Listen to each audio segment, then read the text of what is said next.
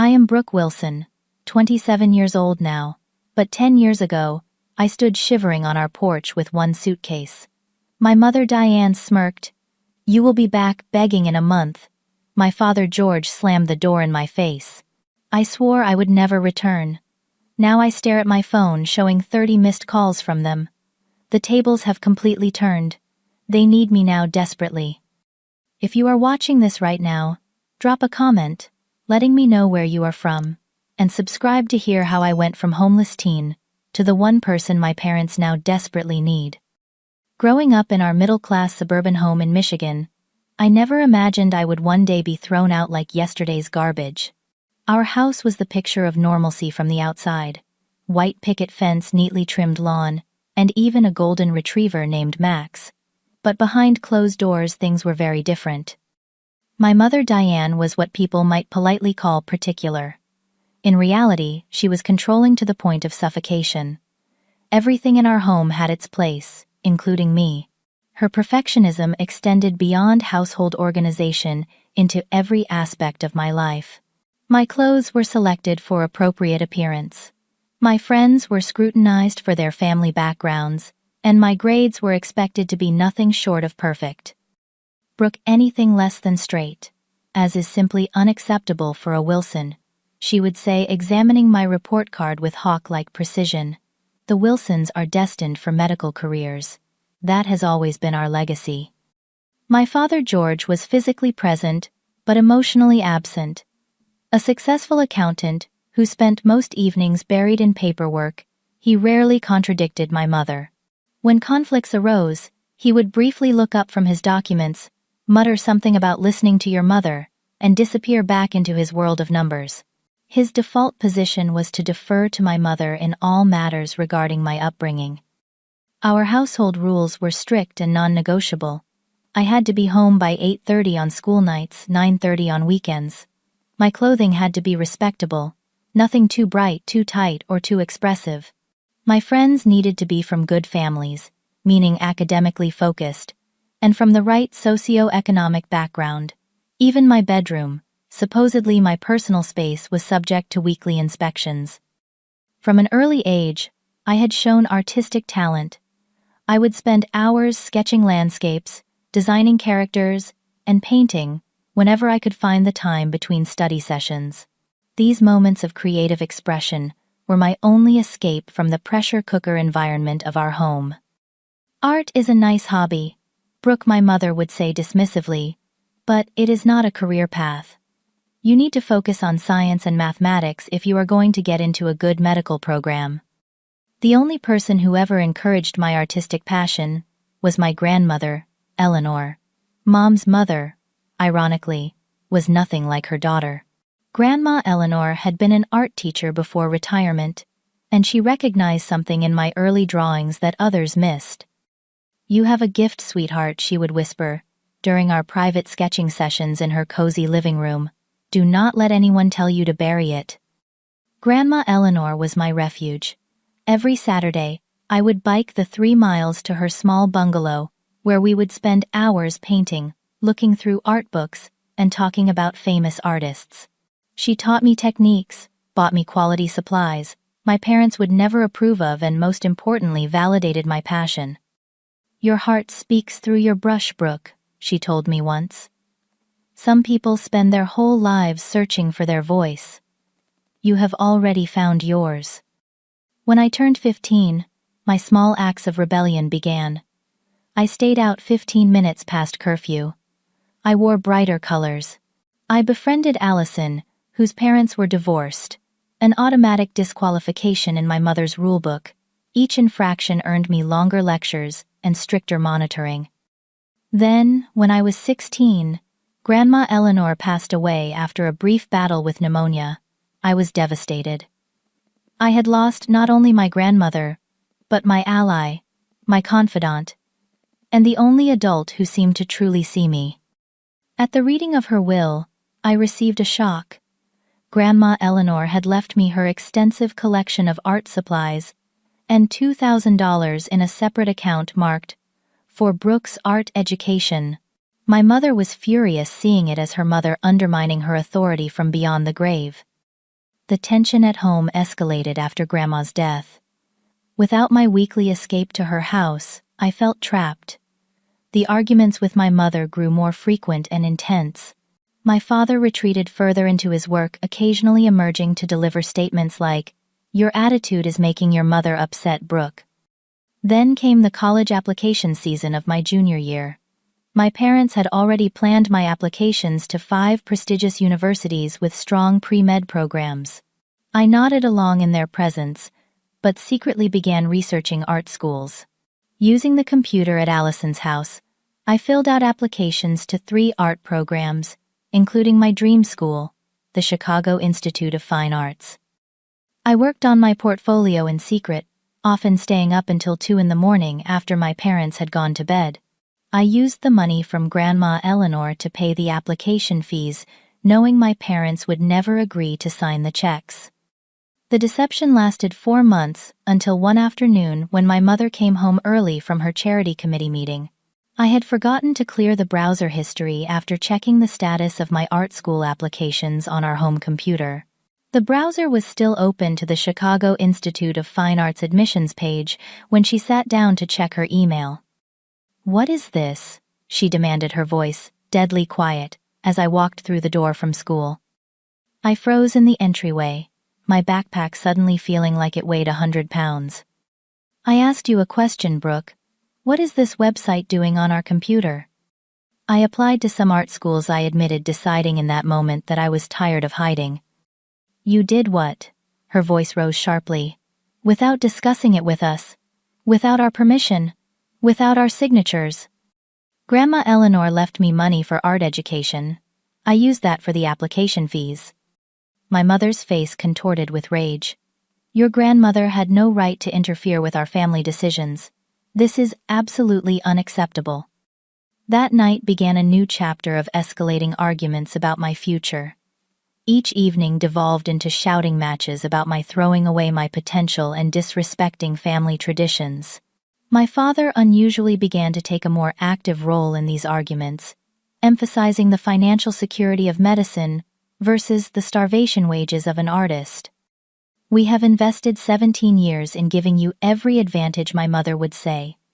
"We will not stand by and watch you throw it all away on a childish fantasy." I held firm, emboldened by Grandma Eleanor's posthumous support and the small taste of independence I had experienced through the secret application process. Little did I know that these arguments were merely the prelude to the night that would change everything. The morning of April 15th started like any other Tuesday. I got up, went to school, sat through my classes, thinking about the art assignment I would work on later. I had no idea that by nightfall, I would be homeless. That afternoon, I received an email that changed everything. The Chicago Institute of Fine Arts had not only accepted me but offered a partial scholarship based on my portfolio. I was ecstatic, reading the email 10 times. In the school library, tears of joy streaming down my face. Allison hugged me tightly when I showed her. "You did it, Brooke. This is amazing," she squealed.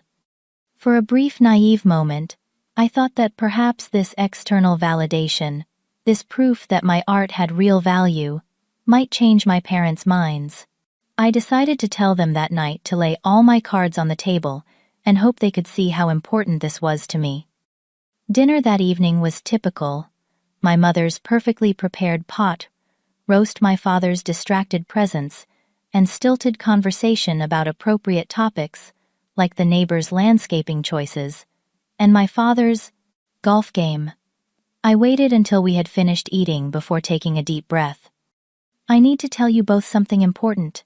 I began, my voice shakier than I wanted it to be. "I applied to the Chicago Institute of Fine Arts, and I found out today that I got accepted. They even offered me a scholarship." The silence that followed was deafening.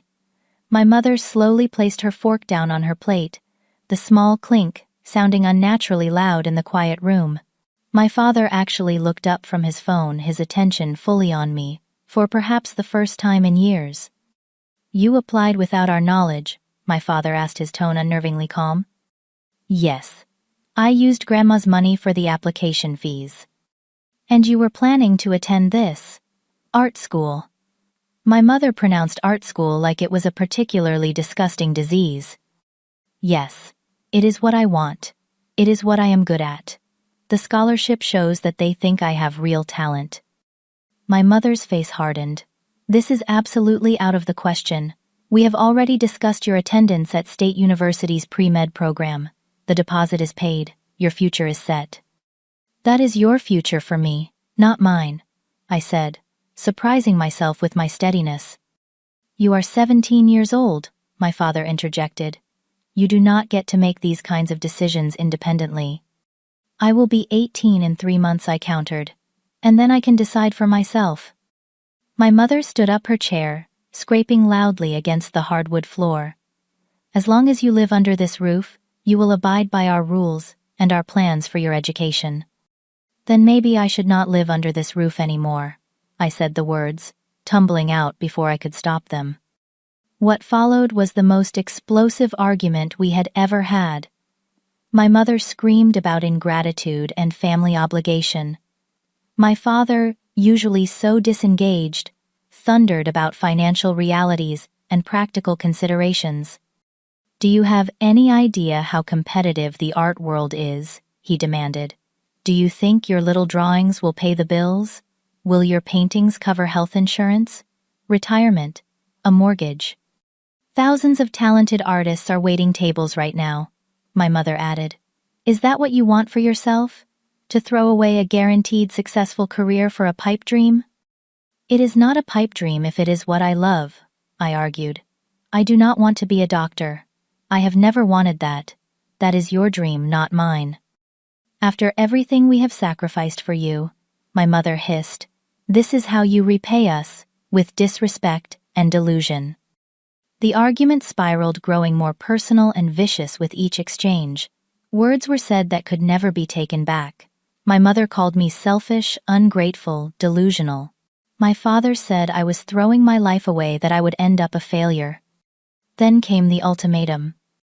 This ends now, my mother said, her voice suddenly cold and controlled. You have 2 choices. You will commit to the pre-med program we have selected, give up this art school nonsense, and abide by our rules. Or you can leave. I stared at her, not quite believing what I was hearing. Leave? What do you mean? If you are adult enough to make these decisions, against our wishes, you are adult enough to live with the consequences, my father said. If you choose this art path, you choose to do it without our support, financial or otherwise. I looked between them, searching for any sign of bluffing. There was none. You would kick me out, your own daughter. My voice had become small, childlike. We would be acknowledging your choice to leave the path we have set for you, my mother clarified, as if this semantic difference mattered. Fine, I whispered, then louder. Fine, I choose art. I choose my own path. Then you choose to do it somewhere else, my father said flatly. My mother's face showed no emotion. You have 30 minutes to pack what you need. Anything you leave behind we will consider abandoned. I stood frozen, unable to process what was happening. Then the reality crashed over me, and I ran upstairs to my bedroom. With shaking hands, I pulled my largest suitcase from the closet and began throwing in essentials, clothes, toiletries, my sketchbooks, and the special art supplies from Grandma Eleanor. I grabbed my laptop phone charger and the framed photo of me and Grandma. As I packed frantically, tears streaming down my face, I could hear my parents talking in low voices downstairs. Not once did either of them come up to check on me, to see if I was okay, to try to work out a compromise. 28 minutes later, I dragged my suitcase downstairs. My parents stood in the foyer, my mother's arms crossed, my father checking his watch.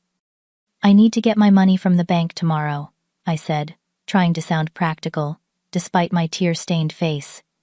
Your regular account is your money, my father acknowledged, but your college fund remains under our control until you pursue an approved degree.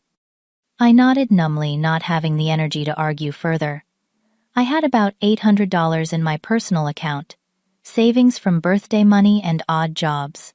That plus Grandma Eleanor's $2,000 would have to sustain me. I walked to the door, half expecting, hoping, that one of them would stop me, would say this had gone too far, that we could talk more tomorrow. Neither moved.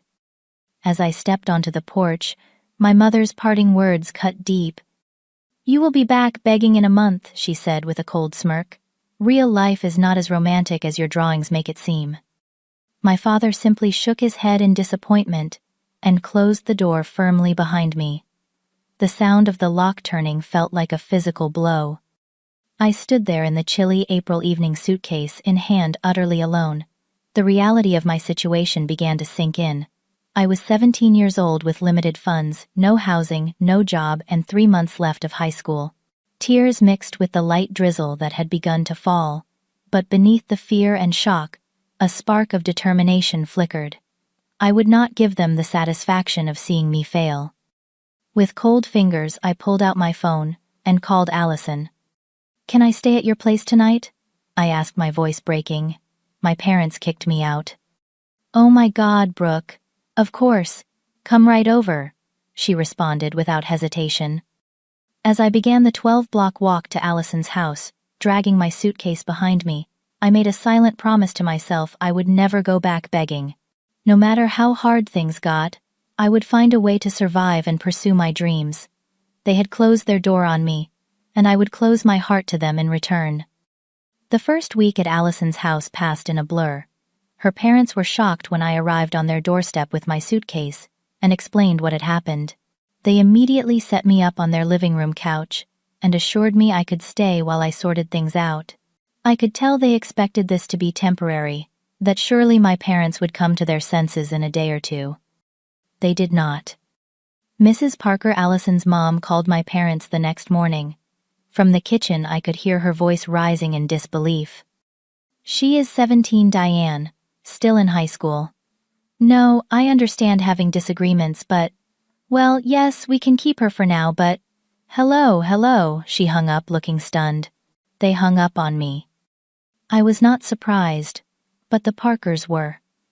They had known my parents for years through school functions and neighborhood events. They had never seen the private face of my family dynamics. "You can stay as long as you need," Mr. Parker assured me, though I could see the concern in his eyes. Their apartment had only 2 bedrooms, one for them and one for Allison. The living room couch was not a long-term solution. That first week, I focused on practical matters. I went to the bank and withdrew my $823.17. I contacted the executor of Grandma Eleanor's will to access the $2,000 she had left me.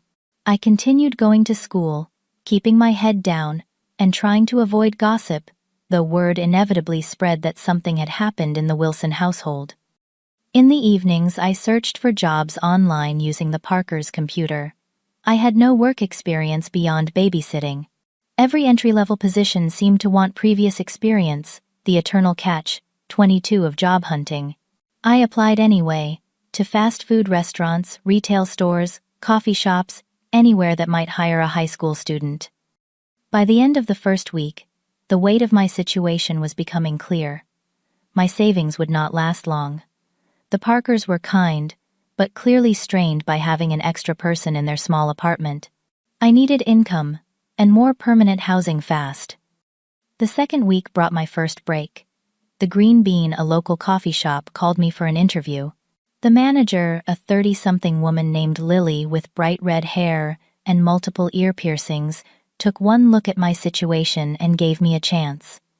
20 hours a week to start, minimum wage plus tips. "We will work around your school schedule," she said, sliding the paperwork across the counter. I nearly cried with relief. It was not much, but it was something. With a job secured, I had to address the housing situation. As kind as the Parkers were, I could see the strain my presence was putting on them. Their apartment was small, and having someone sleeping in the common area meant no privacy for anyone.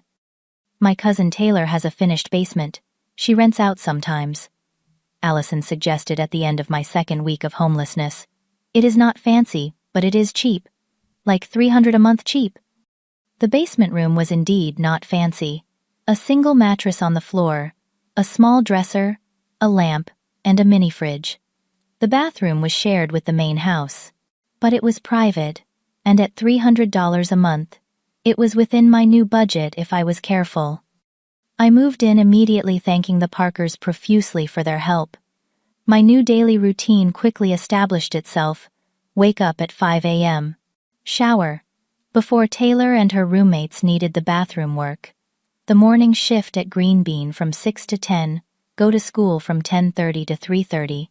Return to Green Bean for the closing shift from 4 to 8, then home to do homework until I collapsed from exhaustion. The physical and emotional toll was immense. One particularly difficult day during my third week of homelessness, I found myself having a breakdown in the public bathroom at school. I sat in the stall, trying to muffle my sobs, overwhelmed by exhaustion and the unfairness of it all. I was 17. I should have been worrying about prom and final exams, not whether I could afford both dinner and laundry in the same week. It was in that bathroom that I first truly grieved, for my lost childhood home, for parents who had chosen their vision of my future over my actual presence in their lives, for the normal teenage experiences I was missing. I allowed myself 20 minutes of tears before splashing cold water on my face and returning to class, my mask of composure back in place. The Green Bean became more than just a workplace. It became a lifeline, not only for the income but for the structure and community it provided. Lily became something of a mentor, showing me the ropes, not just of coffee making, but of adult independence. You need to open your own bank account without your parents on it, she advised one slow afternoon, and start building credit as soon as you turn 18. Trust me, it matters later. The regular customers also became a source of stability. There was the morning crowd of business people who learned my name and tipped well. There were the afternoon students who sometimes shared notes from classes I had to miss. And there was Patricia, an elderly woman who came in every day at 2 p.m. for her single cup of Earl Grey tea. Patricia noticed things. She noticed when I looked particularly tired, or when I wore the same clothes 2 days in a row because I had not had time to do laundry. She noticed when I skipped lunch to save money. You remind me of myself at your age, she told me one day, in my 4th week of homelessness, stubborn and independent to a fault. We began talking regularly during her tea time, and I found myself sharing bits of my story. She listened without judgment, occasionally offering practical advice, but never platitudes about family reconciliation. Then, as my first month of independence was coming to a close, the month my mother had predicted would break me, Patricia made an unexpected offer. My house is too big for just me since my husband passed, she said matter-of-factly. I have a spare room gathering dust. You could stay there, help with some chores, keep an old woman company, and look after my cat when I visit my sister. No rent, just household contribution. I stared at her speechless. Why would you do that for me? You barely know me. Patricia smiled, the wrinkles around her eyes deepening. I know enough. Sometimes people need a bridge to get from one part of life to another. Consider me your bridge. That evening I moved my few possessions from Taylor's basement to Patricia's spare room. A real bedroom with a real bed, a desk and a window that caught the morning light perfectly for sketching. As I unpacked my suitcase for the second time that month, I realized something profound. I had made it through the first month without crawling back to my parents. In the quiet of my new room, I allowed myself a small private celebration. I had survived. I was still in school. I had a job. I had found housing. I had made it through the month my mother said would break me. I was going to be okay. Living with Patricia changed everything. Unlike Taylor's basement, which had been merely a place to sleep, Patricia's home became a genuine sanctuary. The house was a charming old Victorian with creaky floors and character, located just a mile from the Green Bean and 2 miles from my high school. My room had built-in bookshelves, a comfortable twin bed with a handmade quilt, and most importantly, a sturdy desk, positioned perfectly beneath the window, where the natural light was ideal for drawing. This used to be my daughter's room, Patricia explained, as she helped me settle in. She lives in Arizona now with her family. She would be pleased to know it is being used by another young woman with ambition. Patricia, I soon learned, had been an English professor before retirement. Her house was filled with books on every subject imaginable, and she had a studio space in the converted garage where she did pottery. She understood the creative drive in a way my parents never had. Our arrangement quickly fell into a comfortable pattern. I continued working at the Green Bean and attending school. In exchange for room and board, I helped with household chores, grocery shopping, and tending to Aristotle Patricia's imperious orange tabby cat. On Thursdays, when Patricia had her standing mahjong game with friends, I cooked dinner for us both. "You need to focus on finishing high school strongly," Patricia insisted when I offered to pay rent. "Save your money for college and your future. That is the best way to repay any kindness." With stable housing secured, I could finally think beyond day-to-day survival. The first priority was completing my senior year and obtaining my diploma. Though my parents had kicked me out, they had not withdrawn me from school, likely to avoid questions from authorities about a minor no longer living at home. My counselor, Mrs. Caldwell, called me into her office in early May, about 6 weeks after I had left home. "Your teachers have noticed some changes, Brooke," she said carefully. "Absences, late assignments, falling asleep in class. Is everything all right at home?" I hesitated, then decided on honesty. I do not live at home anymore. My parents and I had a fundamental disagreement about my future. I am working nearly full-time while finishing school. To my surprise, Mrs. Caldwell did not seem shocked. "I suspected something had happened. Your mother canceled your college planning session last month, and was quite vague about the reasons." I explained the situation, the art school acceptance, my parents' ultimatum, and my current living arrangements. "That cannot have been easy," she said, when I finished. "But you are handling it with remarkable maturity. Let us talk about how to get you through these final weeks successfully." Mrs. Caldwell became an unexpected ally. She helped arrange a modified schedule for my remaining classes, and spoke with my teachers about flexibility for assignments. She also introduced me to resources I had not known existed. "The Chicago Institute has offered you a partial scholarship, but you will need additional financial aid," she explained, pulling out forms for independent student status. "Normally, students under 24 need parental information, but there are exceptions for unusual circumstances. Yours definitely qualifies." With her guidance, I navigated the complex world of FAFSA forms, independent student documentation, and additional scholarship applications. She even helped me apply for a special completion grant from the school district's Foundation for Students Facing Hardship. By the time graduation approached in June, I had secured enough financial aid to make the Chicago Institute affordable when combined with my savings and part-time work. I would need to continue working throughout college, but it was doable. No one from my family attended my graduation ceremony. Patricia came cheering loudly when my name was called. Lily closed the Green Bean early so she and the other employees could attend. Allison and her parents were there too, proudly taking photos as if I were their own daughter. As I stood in my cap and gown, diploma in hand, I felt a complex mix of emotions, pride in my accomplishment, gratitude for my new support system, and a hollow ache for the family members whose empty seats signified a painful absence. That summer, I increased my hours at the Green Bean to full-time and picked up weekend work selling my artwork at the local farmers market. Patricia had helped me create a display system for my drawings and watercolors, and to my surprise, people actually bought them, not enough to live on, but enough to add to my college fund and validate my artistic aspirations. "You have a distinct style," an older gentleman told me after purchasing a landscape. "Very evocative. Keep developing it." Each small success strengthened my resolve. Each painting sold was a tiny vindication of the choice I had made. In August, I received an unexpected call from Mrs. Caldwell. "Brooke, I have been speaking with the admissions office at the Chicago Institute," she began. "They have a special situation with another scholarship that had been allocated, but the recipient chose another school. They asked if I knew of any talented students with financial need who might be eligible.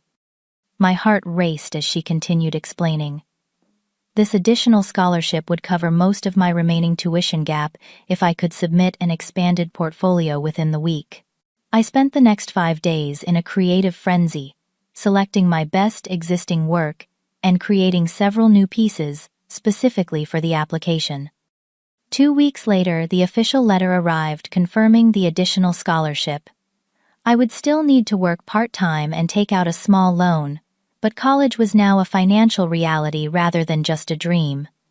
Patricia celebrated the news by taking me to a proper art supply store, not the craft section of the department store, but a professional shop where serious artists purchased their materials. She bought me my first set of professional-grade paints, brushes, and canvases as an early graduation present. Every artist needs proper tools, she said, simply when I protested the expense. As summer wound down and my departure for Chicago approached, I established the foundations for my new independent life. I opened a separate bank account with no parental access. I learned basic budgeting from Patricia, who had lived through lean times herself. I mastered simple economical cooking and basic household repairs.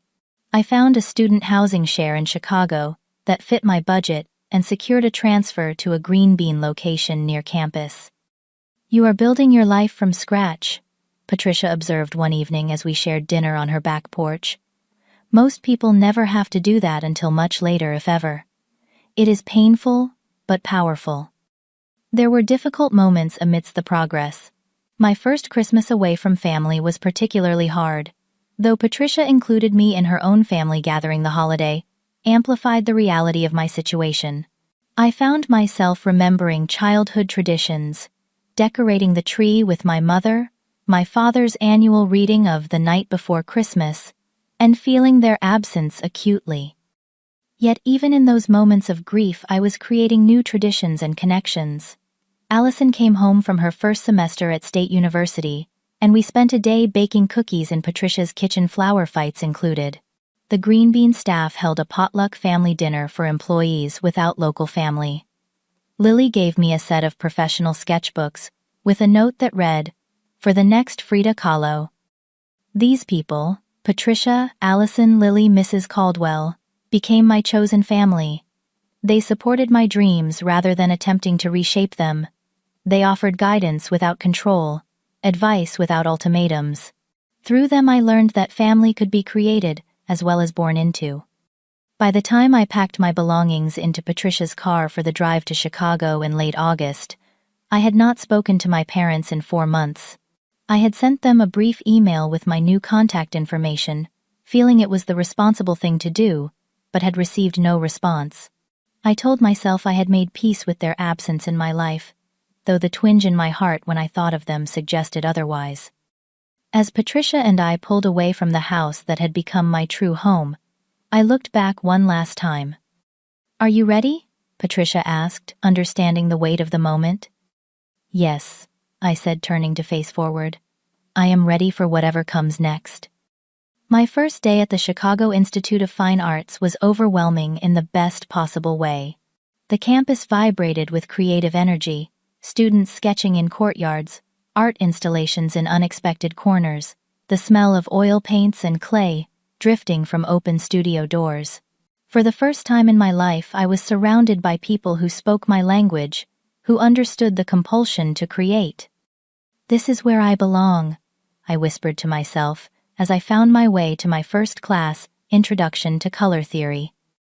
The transition to college life came with significant challenges. While most freshmen worried about homesickness and communal bathrooms, I juggled a full course load with 25 hours a week at the Chicago Green Bean. My student housing situation, a converted attic room in a house shared with 4 other art students, was far from luxurious. The ceiling sloped so dramatically that I could stand upright in only half the space, and winter revealed its poor insulation. Yet these hardships felt different from my initial homeless period. They were challenges on a path I had chosen, stepping stones rather than stumbling blocks. My first semester grades reflected my determination, straight as despite my work schedule. My foundation drawing professor Dr. Winters took particular interest in my work. "Your technical skills are excellent," she noted during a portfolio review, "but what stands out is the emotional authenticity in your compositions. There is a maturity here that is unusual in freshman work." I did not tell her that this maturity had been hard-won through premature independence. Instead, I channeled those experiences into my art. My mid-year project, a series of interior spaces rendered in stark contrast between light and shadow, won the department's Emerging Artist Award. By my sophomore year, I had established a reputation as both talented and tenacious. I rarely participated in the social aspects of college life, parties, football games, impromptu road trips, but I was respected for my dedication. While classmates complained about early morning classes, I had already been up for hours working the opening shift at Green Bean before arriving travel mug in hand. It was during my sophomore year that I met Michael. He was a junior studying photography, and we met when he came into Green Bean every morning for 3 weeks straight, always ordering the same thing: large black coffee, no room for cream, and leaving an oversized tip. "You know that tip could buy you something more interesting than plain black coffee," I finally said one quiet morning. He smiled, his blue eyes crinkling at the corners. "The coffee is just an excuse to see the interesting barista." Our relationship developed slowly. Both of us were serious about our art and our education, neither willing to let romance derail our goals. We studied together in the library, critiqued each other's work honestly, and supported each other's artistic development. Weekend dates consisted of gallery openings and museum exhibitions where we could discuss technique and composition. For the first time, I experienced what a healthy relationship could be: and supportive, without being controlling, close, without being suffocating. Michael became not just my boyfriend, but my best friend and creative collaborator. In my junior year, everything accelerated. I secured a coveted internship at Meridian Design, a boutique graphic design agency in downtown Chicago. The position was unpaid, which meant adding another part-time job as a university art lab monitor to my already packed schedule, but the experience was invaluable. "You have a natural eye for commercial application, Marion," the creative director told me during my mid-internship review. "You understand how to make art functional, without sacrificing its soul." The internship led to occasional paid freelance projects and logo designs for small businesses, layout work for local publications, which supplemented my coffee shop income. For the first time since leaving home, I began to have a small financial cushion beyond immediate necessities. Meanwhile, my personal artwork was evolving. My junior thesis project, a multimedia series exploring concepts of home and belonging, received recognition beyond campus when it was selected for inclusion in a citywide Emerging Artists exhibition. My graduation from the Chicago Institute approached without any communication from my parents. I had sent them a formal announcement, more out of a sense of closure than expectation, but received no response. Patricia drove up for the ceremony, as did Allison, who had just completed her own degree in education. Michael's family, who had virtually adopted me during holidays, filled an entire row of seats, cheering loudly when I crossed the stage. As I stood with my diploma scanning the audience out of habit for faces that I knew would not be there, I realized that the ache had dulled. The absence of my parents was a fact rather than a fresh wound. I had built a life they had no part in, achieved success. They had never witnessed become a person they would not recognize. My professional life gained momentum immediately after graduation. Marion from Meridian Design offered me a full-time position as a junior designer with benefits, a significant step up from barista work. My first real adult job came with a salary that, while modest by industry standards, felt like untold wealth after years of careful budgeting. My relationship with Michael evolved as well. Shortly after graduation, he proposed during a weekend trip to Lake Michigan, presenting me with a simple silver band he had designed himself. "I want to build a life with you," he said as waves crashed against the shore. "A life where we both get to pursue our passions and support each other." I said yes without hesitation, feeling for once that my future was expanding rather than contracting. We began planning a small wedding for the following spring, saving for a down payment on a condo, discussing which neighborhood would best suit two working artists. Then came the conversation that changed everything. "Have you thought about inviting your parents to the wedding?" Michael asked one evening as we reviewed potential venues online. The question caught me off guard. Why would I? They are your parents, Brooke. This is a major life event. They chose not to be part of my life, I reminded him. They have made no effort to contact me in 4 years. Have you made any effort to contact them? He countered. This led to a series of increasingly tense discussions about family forgiveness and the future. Michael, who came from a close-knit family with normal, healthy disagreements, could not understand my complete severance from my parents. "You cannot just pretend they do not exist forever," he argued. "What about when we have children? Would you keep your own children from knowing their grandparents?" If those grandparents were toxic. Yes, absolutely, I responded. The wedding planning stalled, as this fundamental difference in our values became apparent. Michael believed in reconciliation and second chances. I had learned the hard way about self-protection and boundaries. Neither of us was wrong exactly, but we were irreconcilably different on this crucial point. 3 months after his proposal, we made the painful decision to end our engagement. We loved each other, but our visions for family life were incompatible. Michael returned to his hometown of Milwaukee after accepting a teaching position there. I threw myself into my work at Meridian, channeling my heartbreak into creativity. 6 months later, an unexpected opportunity arose. One of Meridian's biggest clients, North Star Publishing, was launching a new lifestyle magazine and needed an in-house design team. They were impressed with the work I had done on their corporate materials and offered me a position as senior designer, a significant promotion with a substantial salary increase. The catch: the position was in their main office, located not in Chicago, but in New York. At 25 years old, I faced another pivotal decision: stay in the city that had nurtured my rebirth, where I had friends and community, or take a leap into the unknown for career advancement. After a week of deliberation, I accepted the New York position. Patricia was supportive as always, though sad to have me moving further away. "Life expands through brave choices," she said during our goodbye dinner. "You have never shied away from those." My first year in New York was both exhilarating and isolating. The pace and pressure of the publishing world were intense, but I thrived under the creative challenges. My designs for the magazine's inaugural issues received industry attention, and my salary allowed me to rent a small but private apartment in Brooklyn, the first time I had ever lived completely alone. While building my professional reputation, I also continued my personal artistic practice, renting studio space in a converted warehouse shared by other artists. My work began selling in small galleries, supplementing my design income and building my name in fine art circles. As my confidence and financial stability grew, I made a bold decision to launch my own design studio.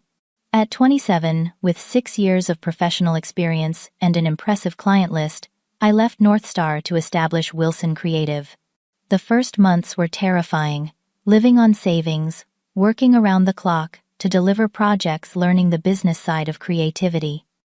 The gamble paid off. My reputation for distinctive, effective design brought a steady stream of clients. Within a year, I hired my first employee, a recent design school graduate who reminded me of myself. 6 months later, I added a project manager and a web specialist. Wilson Creative expanded from brand identity into full-service creative development. My financial situation transformed dramatically. I was no longer the homeless teenager, stretching minimum wage, or the struggling student eating ramen for dinner. By 27, I owned my apartment, had a healthy investment portfolio, and could afford luxuries that once seemed unimaginable: international travel, original artwork by artists I admired, custom furniture for my home office. This success brought a profound sense of validation. I had proven my parents wrong in every possible way. I had not only survived, but thrived pursuing the path they had deemed worthless. I had built financial security greater than theirs through my impractical artistic talent. Yet despite this objective success, I still struggled with the emotional legacy of their rejection. I worked with a therapist, Dr. Harrison, to address the abandonment issues that affected my relationships and my workaholic tendencies. Financial success and professional achievement are important, Dr. Harrison noted in one session. But have you allowed yourself to heal the wounded 17-year-old who still lives inside you? This question stayed with me, prompting deeper reflection on what true success and happiness meant. I had proven my worth to the world, but perhaps not yet to myself. As my 28th birthday approached, I felt I had finally achieved a balanced life. My business was thriving, but no longer consumed every waking hour. I had developed close friendships in New York and maintained connections with my chosen family from Michigan and Chicago. I had even begun dating again, nothing serious, but open to possibilities. I had no idea that this carefully constructed peace was about to be disrupted by a name I had not seen in my inbox for nearly a decade, Diane Wilson. The email arrived on an ordinary Tuesday morning as I reviewed design proofs with my team. I did not notice it until hours later, when I was clearing my inbox before heading home. The subject line was simply, "Hello," but the sender name stopped my breath, Diane Wilson. My mother had not contacted me in 10 years. Not when I graduated high school or college. Not when my work was featured in design publications. Not on any birthday or holiday since the night she watched me walk away with one suitcase. With shaking hands, I opened the message. Dear Brooke, I hope this email finds you well. Your father and I have been thinking about you and wondering how your life has unfolded. We have seen your name associated with some impressive design work online. Perhaps too much time has passed, but we would like to reconnect if you are open to it. We have regrets about how things ended between us. Please let us know if you would be willing to talk. Mom. The casual mom signature after 10 years of silence felt jarring, almost offensive. The message itself was brief, vague, and contained no actual apology for mention of regrets, without specifying what they regretted or acknowledging any wrongdoing. I stared at the screen until the words blurred, then closed my laptop without responding. That night I experienced my first panic attack in years. Heart racing, chest tight, unable to catch my breath. I called my therapist, Dr. Harrison, the next morning and scheduled an emergency session. What are you feeling right now about this contact? She asked after I had explained the situation. Angry, confused, suspicious, I replied then after a pause, curious. All valid reactions, she nodded. The question is not whether you should respond, but what boundaries you need, regardless of how you proceed. Over the next 2 sessions we discussed potential approaches. I could ignore the email entirely. I could send a brief acknowledgement without opening the door to further communication. I could respond with questions about their sudden interest in reconnecting. Each option carried emotional risks and benefits. Whatever you decide it should be on your timeline, not theirs, Dr. Harrison emphasized. Their convenience does not take priority over your healing. While I deliberated, I began a quiet investigation. Through social media and connections from my hometown, I pieced together what had happened with my parents over the past decade. My father's accounting firm had faced a lawsuit 3 years ago, something about financial improprieties with a major client. The legal battle had drained their resources and ultimately resulted in the firm's bankruptcy. My mother had been diagnosed with breast cancer the previous year, requiring expensive treatments partially covered by insurance. They had downsized from the family home to a much smaller condo. This context raised an uncomfortable question. Were they reaching out because they genuinely regretted their actions, or because they needed something from me now that their circumstances had changed? 2 weeks after the initial email having not yet responded, I received another. Brooke, I understand your hesitation in responding. We did not part on good terms. Your father has had some business difficulties, and I have had health challenges. It has given us perspective on what truly matters in life. Family matters. We would very much like to hear from you. Mom. Again, the message stopped short of a genuine apology or acknowledgement of the harm they had caused. The mention of their difficulties now seemed strategic rather than coincidental. I drafted several responses but sent none of them. Each attempt felt either too vulnerable or too harsh. Instead, I focused on protecting my peace and consulting trusted allies. Patricia, now in her 70s, but sharp as ever, offered her wisdom during our weekly phone call. People rarely change fundamentally, she said. They may change behaviors when circumstances force them to, but their core remains consistent. The question is whether you need anything from this reconnection. Allison, still my closest friend, despite the geographical distance, was more blunt. They kicked you out when you needed them. Now they are reaching out when they might need you. Convenient timing. No. A third email arrived a month after the first. This one, with more urgency. Brooke, please acknowledge that you are receiving these messages. We are your parents, and we are concerned. We have important matters to discuss. Family matters that cannot be resolved without communication. Please call us at your earliest convenience. Mom and Dad. The addition of Dad to the signature and the increasingly entitled tone triggered my deepest insecurities. For a brief, terrible moment, I felt 17 again, powerless, desperate, afraid. Then I remembered who I was, now a successful business owner, financially independent, surrounded by people who genuinely cared about me. I finally sent a brief, controlled response. I have received your emails. I am not ready for phone communication. If you have specific matters to discuss, you may explain them in writing, and I will consider whether I wish to engage further. Their reply came within hours. We would prefer to discuss these matters in person or by phone. Some things are too complicated for email. Could we perhaps visit you in New York? The suggestion that they would enter my hard-won safe space sent another wave of anxiety through me. I declined the visit firmly, but asked again what specific family matters required discussion. What followed was a series of increasingly transparent communications. My mother's cancer treatments had depleted their savings. My father's bankruptcy had left them with significant debt. They were struggling to afford their mortgage payments on the condo. They needed family support during this difficult time. The financial motivation behind their sudden desire to reconnect became undeniable. Rather than acknowledging this directly, however, they wrapped their requests in emotional manipulation, references to blood ties, parental love, and family obligation. The situation escalated when my cousin Emily called me unexpectedly.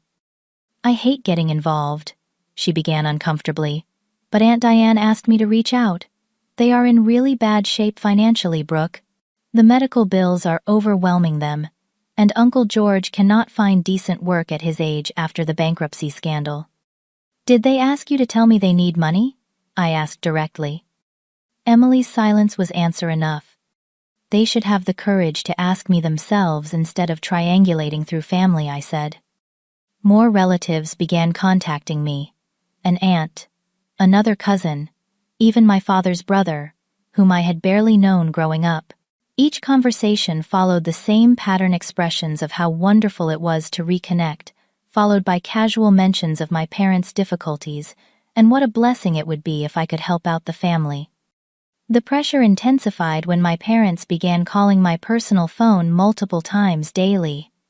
I had never given them this number, which meant they had obtained it through family members or possibly hired someone to find it. I let the calls go to voicemail, but the frequency became harassing. After 2 weeks of this escalation, I consulted a lawyer about my options. She advised me on potential steps from a formal cease and desist letter to blocking their numbers and documenting the pattern of contact if I needed to pursue legal protection. Before we go that route, she suggested you might want to have one clear conversation establishing boundaries.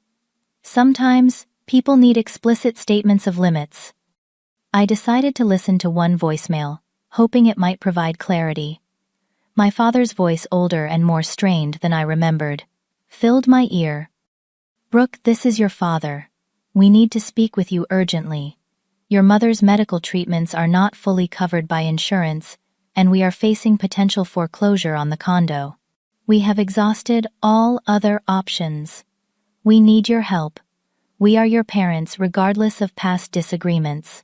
Please call us back." Almost immediately after, another voicemail arrived from my mother. "Brooke, please. We know you have become successful. We have seen your company website and the articles about your work. We need your help.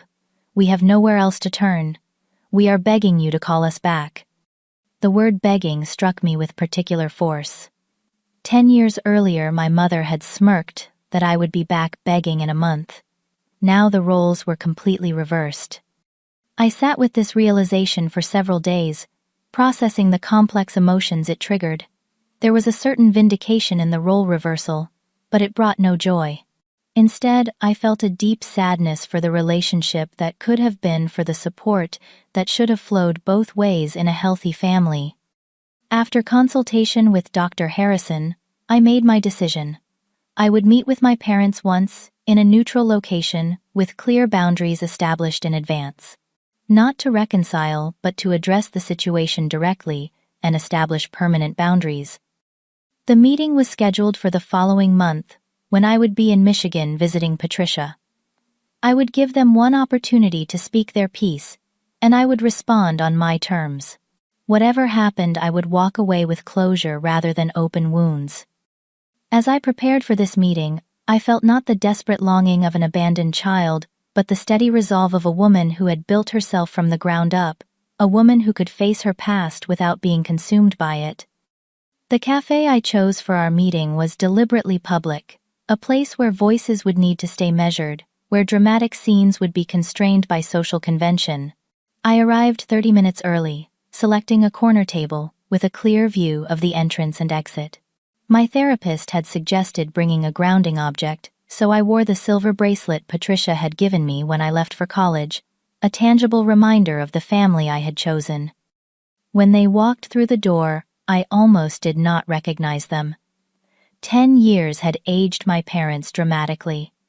My father's confident posture had collapsed into a slight stoop. His hair, once dark and full, was now thin and completely gray. My mother had lost weight, her face gaunt beneath carefully applied makeup.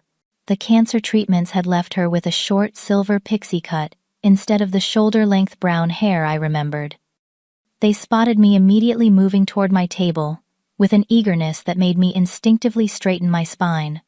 I had decided not to stand when they arrived, a small but deliberate choice to maintain my physical space.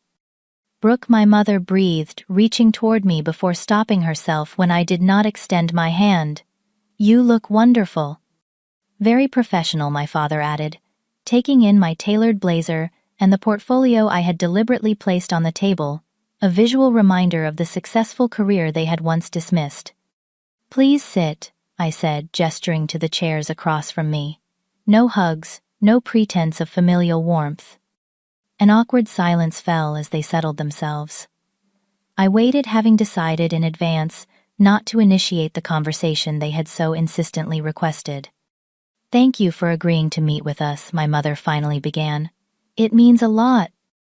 I nodded, but remained silent. "You have done very well for yourself," my father said, attempting a smile. "We have read about your design firm. Quite impressive." "Yes," I acknowledged. "It is." Another silence stretched between us. I could see them struggling with the reality that I was not going to make this easy. I was not going to fall into the daughter role they remembered where I worked, to smooth over uncomfortable moments. "We owe you an apology," my mother said suddenly, her voice catching. "What we did was wrong. Kicking you out, cutting you off completely. It was wrong." It was the first genuine acknowledgement I had heard from either of them. I studied her face, searching for sincerity beyond the convenient timing. "Why now?" I asked directly. "It has been 10 years. Why the sudden realization?" My father shifted uncomfortably. "Life has a way of teaching hard lessons sometimes." "Through bankruptcy and cancer," I stated flatly. "Not through the homeless teenager you created." They both flinched at my bluntness.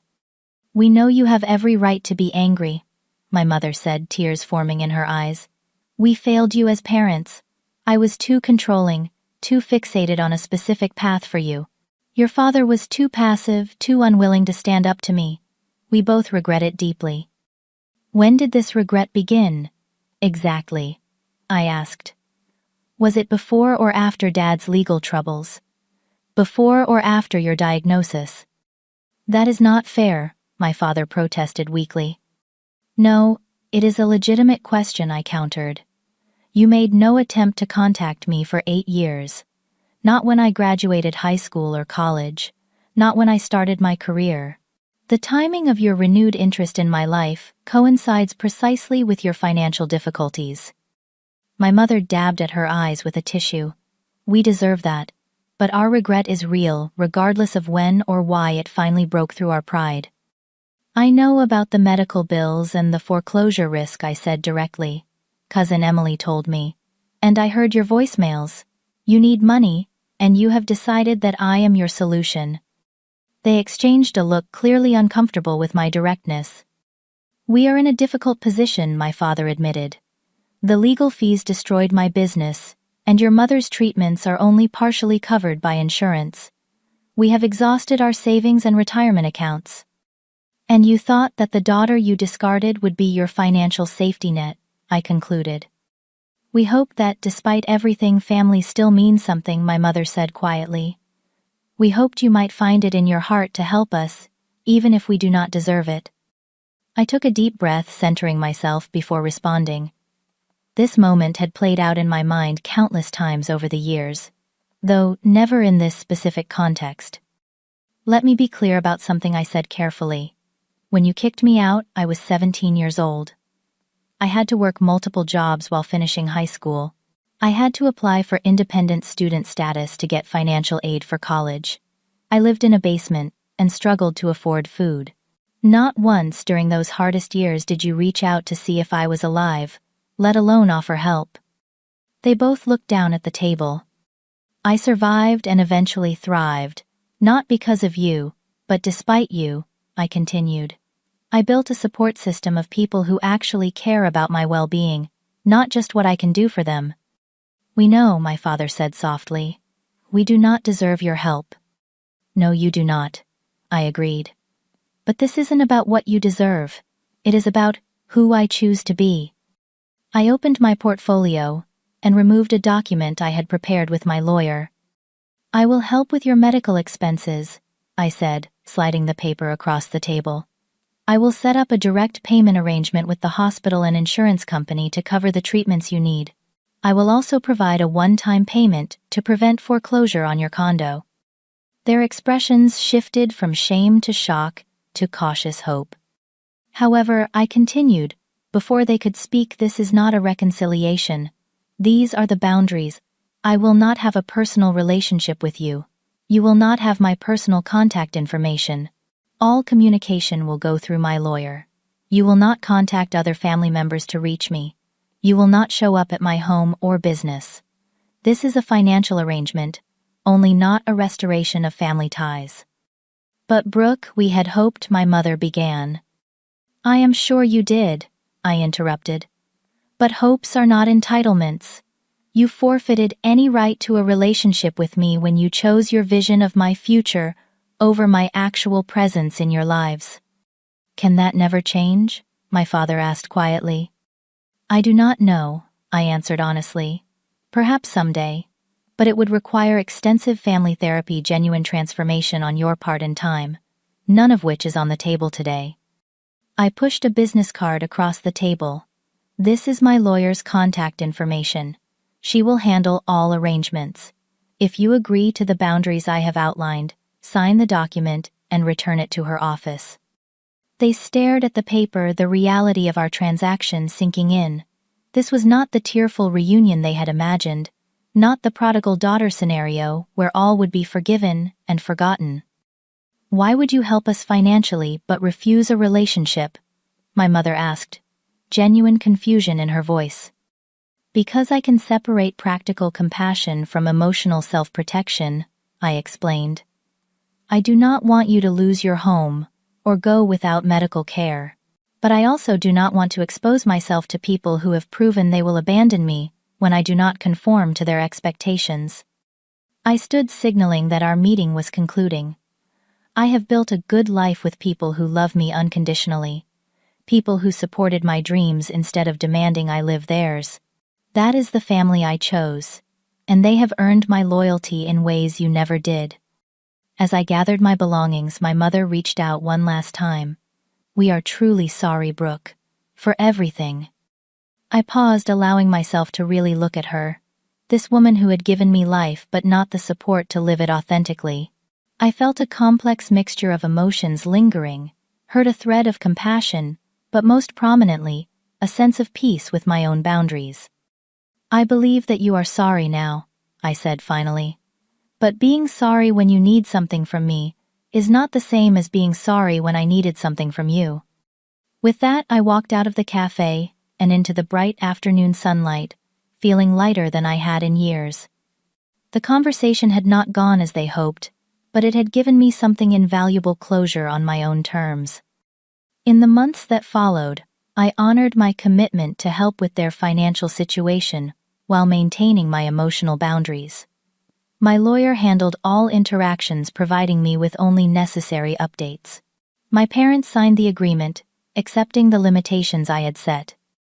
The experience taught me profound lessons about the difference between biological connections and genuine family.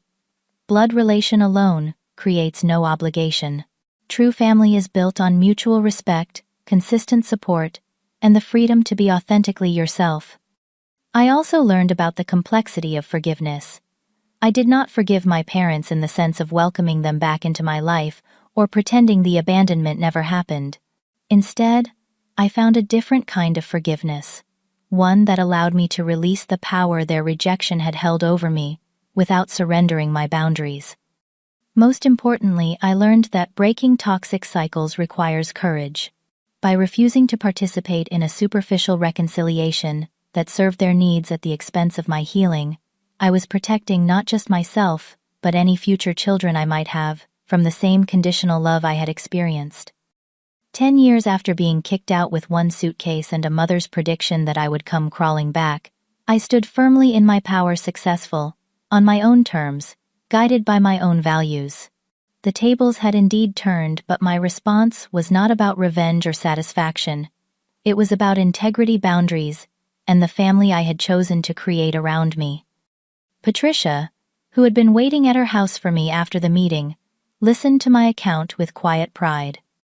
"You know," she said, pouring us both tea, "when you first arrived at my door, with that suitcase, I worried about your future. Not because I doubted your abilities, but because the world can be cruel to young people without support. I never imagined you would become not just successful but wise." Her words touched me deeply. "I had good teachers," I replied, reaching for her hand. "People who showed me what real support looks like." "So, what about you? Have you ever had to set boundaries with family members who only reached out when they needed something? Do you believe biological ties create automatic obligations, or do relationships need to be earned through consistent support?" Leave a comment below, sharing your thoughts. If this story resonated with you, please like, subscribe, and share it with someone who might need to hear that it is okay to protect your peace even from family. Thank you for listening to my journey from homeless teen to empowered adult, and remember, the family that matters most is often the one you choose for yourself.